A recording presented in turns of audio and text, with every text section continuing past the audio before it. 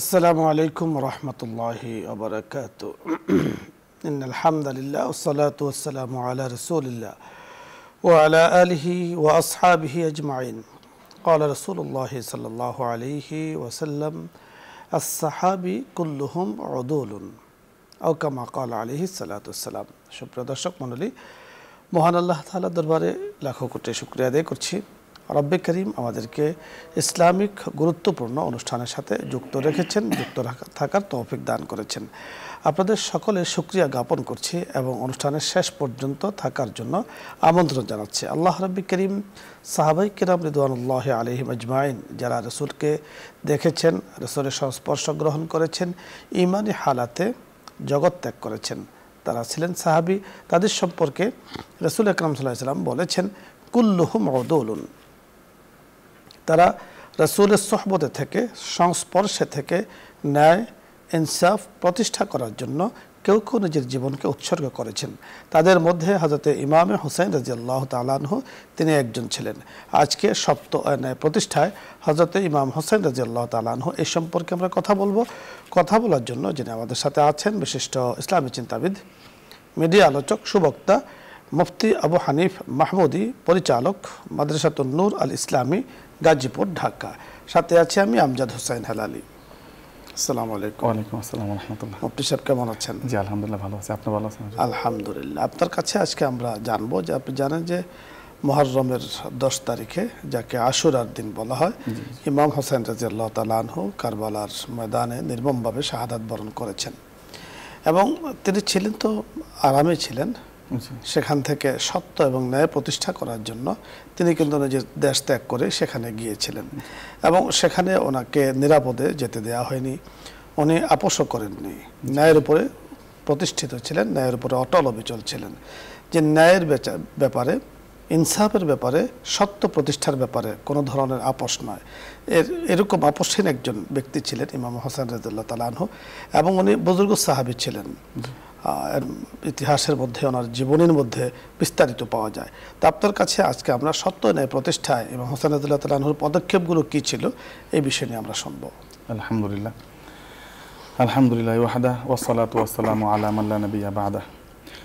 ফাকাল আল্লাহু তাবারাকা ওয়া তাআলা ফি কালামিহিল মাজিদ ইন্নাল্লাহা আশতারা মিনাল মুমিনিনা আনফুসাহুম ওয়া আমওয়ালাহুম বিআন্না লাহুমুল জান্নাহ ওয়া ক্বালা রাসূলুল্লাহ সাল্লাল্লাহু আলাইহি ওয়াসাল্লাম আল হুসাইনু মিন্নি ওয়া আনা মিন হুসাইনিন আও কামা ক্বালা রাসূলুল্লাহ সাল্লাল্লাহু আলাইহি ওয়াসাল্লাম।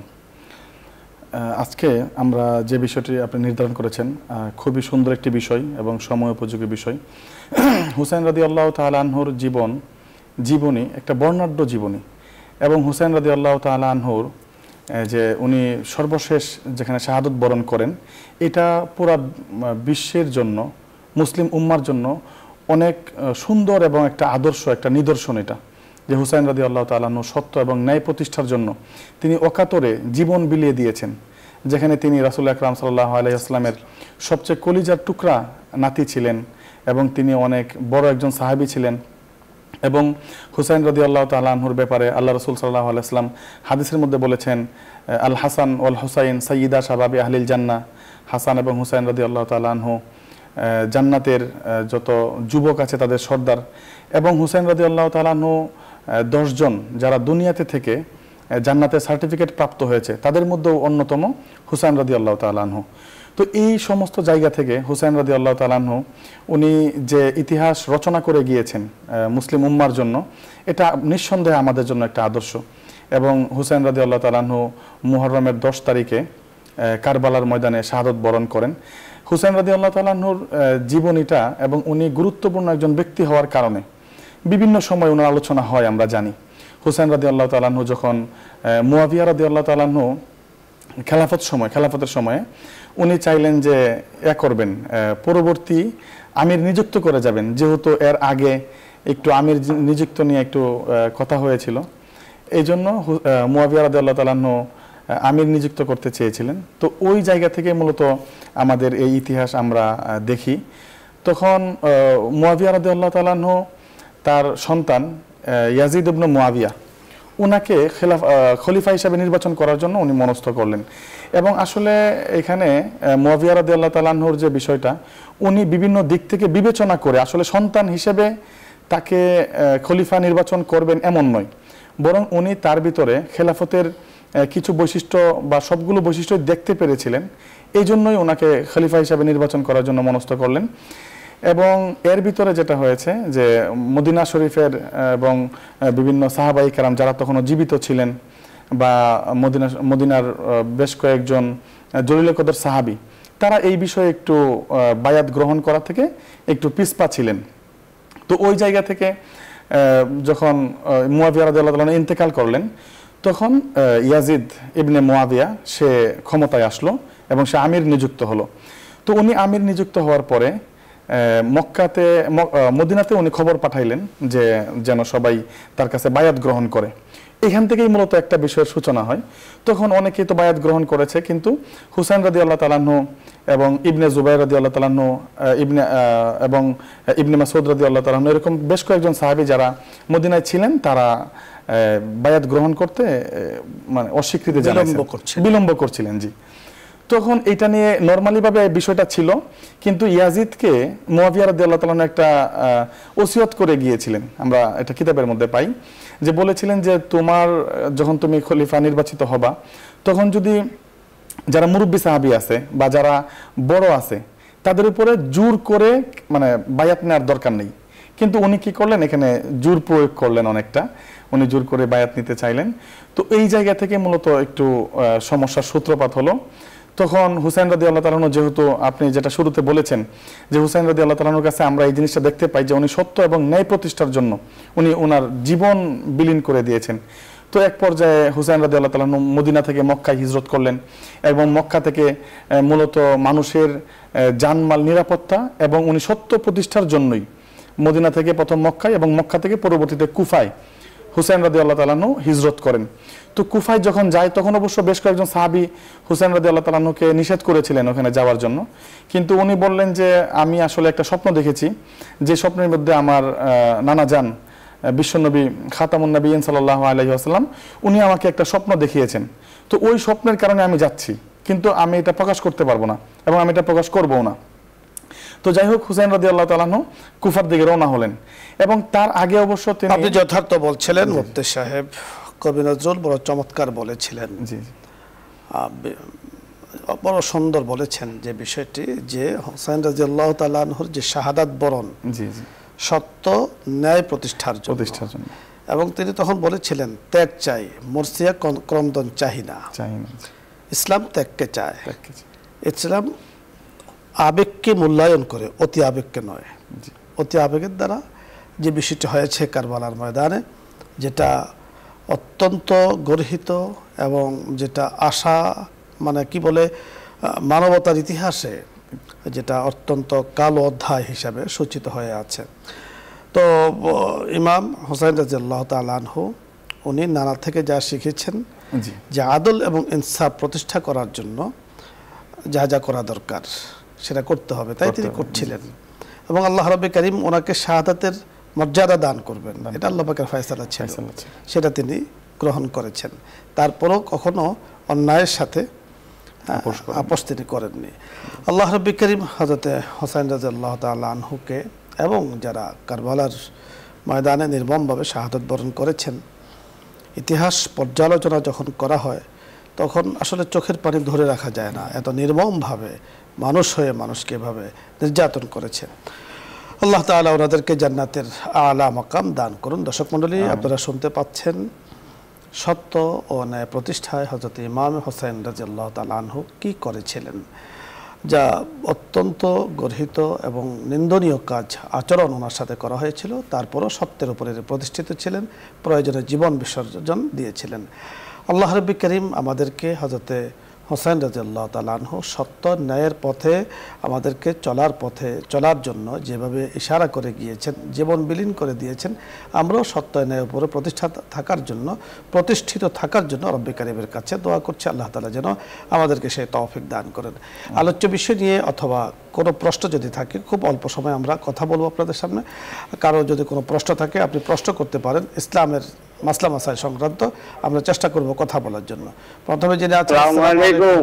ওয়ালাইকুম আসসালাম। আপনি ওয়ালাইকুম প্রশ্ন, আসসালামু আলাইকুম।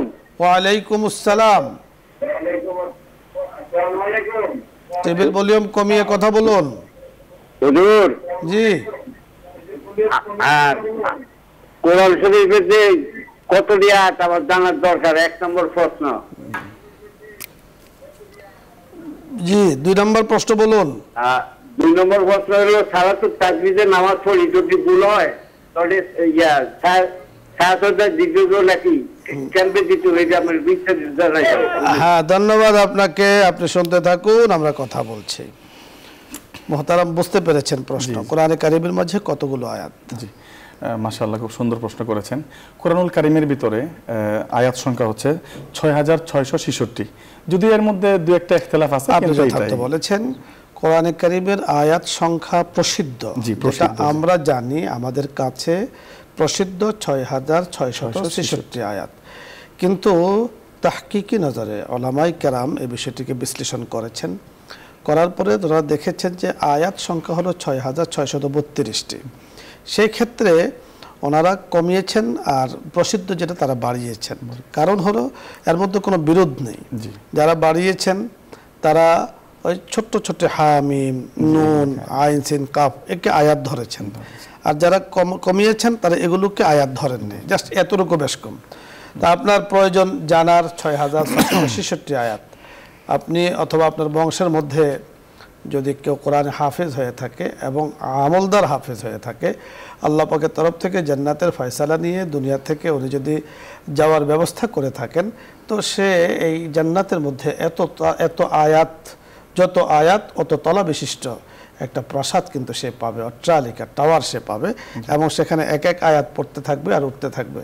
আর তার সাথে যদি আপনার সম্পর্ক থাকে, তো সেখানে গিয়ে আল্লাহ রাব্বুল কারীমের কাছে আপনার সম্পর্কে সুপারিশ করলে আল্লাহ তাআলা আপনাকেও সেখানে নিয়ে যাবেন। এই জন্য আমল করুন, কোরআনের উপরে চলার চেষ্টা করি আমরা। সালাতুত তাসবিহের মধ্যে যদি ভুল হয়ে যায়, অর্থাৎ ওনার জানার বিষয় হলো যে দোয়াটি পড়া হয়, এই দোয়ায় সংখ্যায় গণনায় যদি ভুল হয়, সেক্ষেত্রে কি করণীয়? জি, যদি আসলে সেজদায়ে সাহু যেটা করতে হয়, এটা হচ্ছে যদি নামাজের ভিতরে কোনো ওয়াজিব তরক হয়, ভুলে ছুটে যায়, জি, ভুলে যদি ছুটে যায় তখন। আর যদি কোনো ওয়াজিব তরক না হয় যে কোনো নামাজের ক্ষেত্রেই, তাহলে সহজতা দেওয়া লাগবে না। দেখুন, আপনি সালাতুত তাসবিহ নামাজ সম্পর্কে যে দোয়াটি পড়া হয়, সুবহানাল্লাহ, আলহামদুলিল্লাহ, লা ইলাহা ইল্লাল্লাহু, আল্লাহু আকবার, এই দোয়াটা যেহেতু 300 বার পড়তে হয়, এই জন্য এই নামাজকে বলা হয় সালাতুত তাসবিহ। এখন আপনার জানার বিষয় হলো যে প্রথম দাঁড়িয়ে তো 15 বার পড়তে হয়, 15 বার পড়তে হয়। সেক্ষেত্রে যদি 14 বার হয়ে যায়, তখন আপনি কি করবেন? আপনি খুব খেয়াল করে শুনুন, আপনি যে 14 বার পড়েছেন, আপনার মনে হয়েছে কোন জায়গায়? রুকুতে যাওয়ার পরে সম্ভবত মনে হয়েছে, তো রুকুতে 10 বারের সাথে একবার আপনি অ্যাড করে দিবেন, যুক্ত করে দিবেন, তাহলে আপনার কোনো সমস্যা নেই। অথবা আপনার এর পরে মনে হয়েছে, যেখানে মনে হয়েছে সেখানে যেই জায়গার তাসবিহ ছুটেছে ওইটা এখানে আপনি যুক্ত করে নেবেন, কোনো সমস্যা নেই, সংখ্যা আর বেশ কম হবে না। এবং মনের ইশারা দিয়ে সংখ্যাকে আপনাকে মনে রাখতে হবে।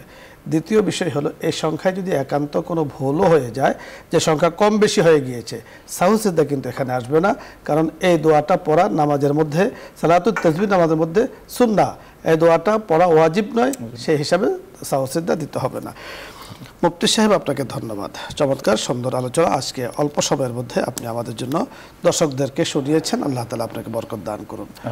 দর্শক মণ্ডলী, আমরা অনুষ্ঠানের একেবারে শেষ পর্যায়ে আছি। আল্লাহ রাব্বুল কারীমের কাছে দোয়া করছি আল্লাহ তাআলা আমাদেরকে দ্বীনের পথে, দ্বীনের উপরে অটল অবিচল রাখুন। এবং আমরা বলি সকলে, ইন্নাল্লাযীনা ক্বালু রাব্বুনাল্লাহ, আমাদের রব আল্লাহ, এবং আমরা তার উপরে অটল থাকি। রাব্বুল কারীমের ফয়সালার উপরে আমরা অটল অবিচল থাকি। আল্লাহ তাআলা আমাদেরকে সে তৌফিক দান করুন। ভালো থাকুন, আগামী অনুষ্ঠানের সাথে যুক্ত থাকুন, এই আশাবাদ ব্যক্ত করে আজকের মতো বিদায় নিচ্ছি। আসসালামু আলাইকুম ওয়া রাহমাতুল্লাহি ওয়া বারাকাতুহু। দোয়া হবে, দরুদ ইস্তিগফার পাঠ করি। اللهم صل على محمد وعلى آل محمد كما صليت على إبراهيم وعلى آل إبراهيم إنك حميد مجيد. اللهم بارك على محمد وعلى آل محمد كما باركت على إبراهيم وعلى آل إبراهيم إنك حميد مجيد. أستغفر الله ربي من كل ذنب وأتوب إليه لا حول ولا قوة إلا بالله العلي العظيم. الحمد لله رب العالمين والعاقبة للمتقين وعلى آله وأصحابه أجمعين. ربنا ظلمنا أنفسنا وإن لم تغفر لنا وترحمنا لنكونن من الخاسرين. يا الله يا كريم مولاي كريم আমরা গুনাহগার বান্দারা মাওলাই করিম আপনার শাহী দরবারে হাত তুলেছি। ইয়া আল্লাহ, যেই দিন হযরত আদম আলাইহিস সালাতু ওয়াস সালামকে আপনি কবুল করেছেন, মাওলাই করিম যেই দোয়া পড়ে আপনার কাছে ক্ষমা চেয়েছেন, ওই দিনকে সামনে রেখে ওই দোয়া পড়ে আপনার শাহী দরবারে হাত তুলে আছে। মেহেরবানি করে আমাদের সকলকে আপনি মাফ করে দেন। মাওলাই করিম আপনি ক্ষমাকারী, আপনি রহমানুর রহিম। ইয়া আকরামাল আকরামিন, ইয়া আরহামার রাহিমিন, ইয়া আউয়ালাল আউয়ালিন, ইয়া আখিরাল আখিরিন, ইয়া যাল কুওয়াতিল মাতিন, ইয়া রাহিমাল মাসাকিন। মেহেরবানি করে রহম করম দ্বারা আপনি আমাদেরকে ভরপুর করে দেন। ইয়া আল্লাহ ইয়া করিম, যে প্রোগ্রামে বসে হাত তুলেছে, এই অনুষ্ঠানের সাথে আমরা যুক্ত আছি, আল্লাহ আমাদের যুক্ততার মধ্যে আপনি ইখলাস দান করেন।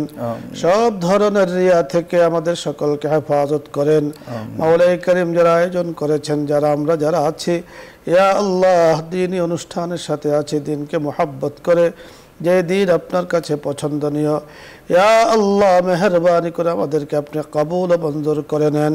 বসুন্ধরা পরিবারের সাথে যারা যুক্ত আছেন, চেয়ারম্যান মহোদয়কে, আল্লাহ পরিবারের সদস্যবৃন্দ যারা আছেন, আমাদের পরিবার, মাওলাই করিম আমাদের দেশের লোকজন, সারা বিশ্বের উম্মতে মুসলিমা, তামাম জাহানের উম্মতে মুসলিমাকে আপনি মাফ করে দেন। মাওলাই করিম আপনার ক্ষমা অনেক বড়, ইয়া আল্লাহ অনেক ওসিঅ, পরিব্যাপ্ত। মেহেরবানি করে ইয়া আল্লাহ মওতের আগে আগে মাওলাই করিম যেন ঈমান নিয়ে, নিষ্পাপ হয়ে, সুন্দর চেহারা নিয়ে, হাস্যোজ্জ্বল চেহারা নিয়ে আপনার শাহী দরবারে আপনার সামনে দাঁড়াতে পারি, সেই তৌফিক আপনি আমাদেরকে দান করেন। ইয়া আল্লাহ, দুনিয়াতে থাকা যাবে না, চলে যেতে হবে। কি নিয়ে যাব? আমাদের হাতে কোনো সামান নেই। মাওলাই করিম বিনা হিসাবে আমাদের জন্য আল্লাহ আপনার সুন্দর জান্নাতের ফয়সালা করে দেন, জাহান্নাম থেকে মুক্তির ফয়সালা করে দেন। আমাদের মধ্যে যারা অসুস্থ আছেন, সুস্থতার নিয়ামত দান করেন। যারা বিপদগ্রস্ত আছেন, বিপদগুলোকে দূর করে দেন। যারা ঋণী আছেন, ঋণগুলোকে পরিশোধ করার ব্যবস্থা করে দেন। মাওলাই করিম আপনি দেখতে পাচ্ছেন কত মানুষ হাত তুলে আছেন। ইয়া আল্লাহ মেহেরবানি করে ইমাম হোসেন রাদিয়াল্লাহু তাআলা আনহু সত্য ও ন্যায় প্রতিষ্ঠায় মাওলাই করিম ত্যাগ করেছেন, জীবন উৎসর্গ করেছেন, কোরবানি করেছেন। মেহেরবানি করে যে উদ্দেশ্যে ইয়া আল্লাহ এই কাজটি করেছেন, ওই উদ্দেশ্যকে সারা জাহানের মধ্যে আপনি মাওলাই করিম চালু করে দেন। ইয়া আল্লাহ সত্য ও ন্যায়ের উপরে প্রতিষ্ঠিত থাকার তৌফিক দান করেন। মাওলাই করিম সর্ব অবস্থায় সঠিক পথে আমরা থাকতে পারি, সেই তৌফিক দান করেন। মাওলাই করিম ইয়া আল্লাহ ইয়া করিম, মাওলাই করিম মওত খুব কাছে, ইয়া আল্লাহ তারও কাছে আপনি মেহেরবানি করে আপনার রহম ও করম দ্বারা আমাদেরকে ভরপুর করে দেন। মালাকুল মউত যখন আসবে, মাওলাই করিম মালাকুল মউত যখন আমাদের খুব কাছে চলে আসবে, ওই সময় আপনার রহমত চাই, আপনার কালিমা শাহাদাত, কালিমা তাওহীদ জবানে উচ্চারণ করতে চাই, সেই তৌফিক আপনি আমাদেরকে দান করেন। আমাদের জবানে এইভাবে কালিমা চালু করে দিয়েন, লা ইলাহা ইল্লাল্লাহু মুহাম্মাদুর রাসূলুল্লাহ।